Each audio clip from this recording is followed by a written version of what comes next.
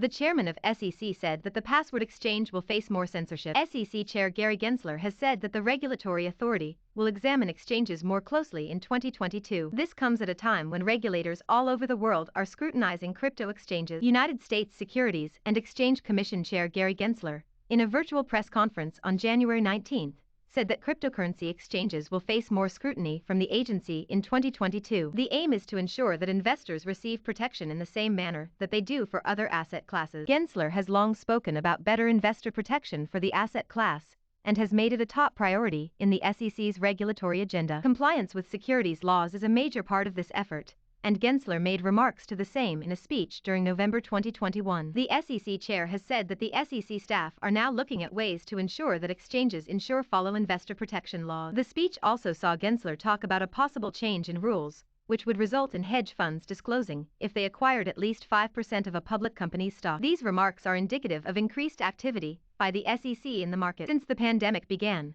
the world's markets have been roiled by controversies and retail investor movements that have proven to have a sizable impact on market. Cryptocurrencies share some characteristics with those trends, and it is unsurprising that the regulator wants more enforcement of rules to accompany it. The story of regulation for exchanges is not a new one, with many other countries already well underway with their attempts. South Korea has mandated that exchanges undergo registration to receive a license. The US is quite behind in this regard, but Gensler has detailed a potential road to regulation. Besides investor protection, authorities are concerned that exchanges could be a gateway towards using funds for illicit purposes. To that end, they have been keen on the fact that exchanges implement KYC processes. But regulation may do the market more good in the long run. The head of Australian crypto exchange BTC Markets believes so, though Kraken's CEO fears that over-regulation could be harmful. In any case, it's clear that 2022 will be a landmark year for regulation. What do you think about this subject? Write to us and tell us.